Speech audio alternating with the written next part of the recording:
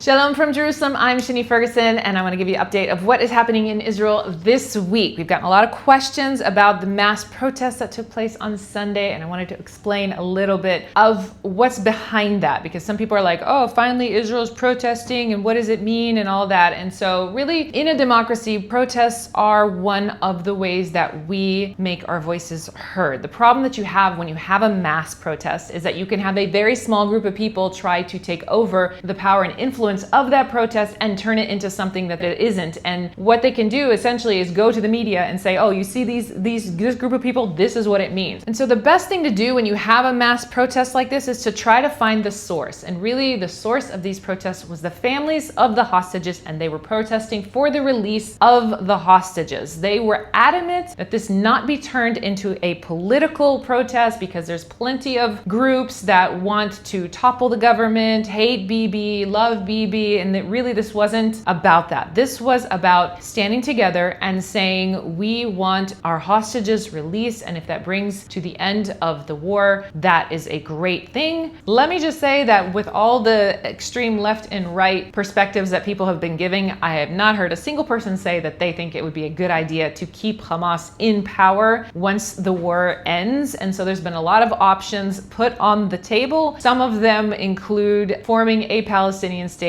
in southern Sudan and allowing Gazans who want to migrate there to move there. I have seen some clips of Gazans walking towards the Egyptian border and finally confessing that they are in fact Egyptians, that their parents are Egyptians, and that they are from Egypt, and so they should be allowed back into Egypt, which I would agree if that is in fact their place of origin. But back to the protest, some people looking from the outside were saying, oh, this is mass protests of the, everybody's hating on the government and is whatever. This really wasn't about that. I'm sure that there were people there who hate the government, there were people there who love the government, and the bottom line is the country wants our hostages back. Currently, there are 50 hostages left. More than half of them are no longer living. And if you see any of the footage of the state of the hostages that are there right now, it is very, very miserable, and they are on the verge of death. So as we mentioned last time, those hostages have received 0 TLC from the Red Cross, while at the same time, Israel has allowed some Gazans who needed medical assistance to fly out to different countries in Europe and receive that medical assistance.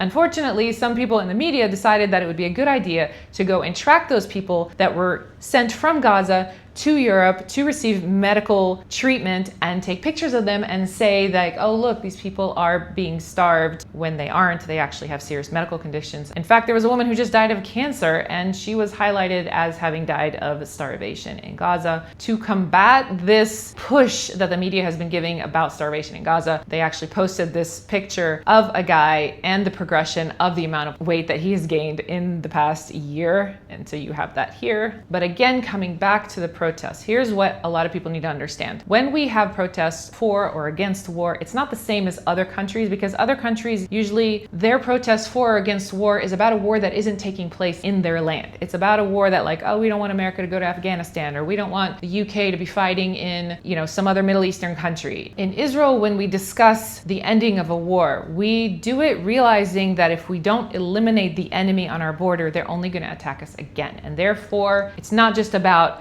both sides stop shooting each other. It's about both sides saying they're not going to shoot each other in the future. The one thing that we don't want is for the international pressure to bring about a ceasefire prematurely, because then it's like if a snake were to come in your house and your house is closed and you know for sure it's still in there and it hasn't come out, at what point are you comfortable going back to bed? Exactly. And so until we know that Hamas is no longer on our borders, because they will forever continue to dig tunnels and continue to prepare themselves for the destruction of Israel, that is the sole purpose of their existence. Until that happens, Israelis cannot just sit back and relax. From Hamas's perspective, all the international pressure usually runs in their favor. And so they keep dragging their feet when it comes to releasing the hostages, because they know the longer this drags out, the more support they have from the outside. Australia is the most recent country to add its name to the list of countries who are, yes, now we're for a Palestinian state, which is absolutely, if you ever had kids, the best thing you can do for a kid is just through a temper tantrum is to offer them chocolate to be quiet, or maybe a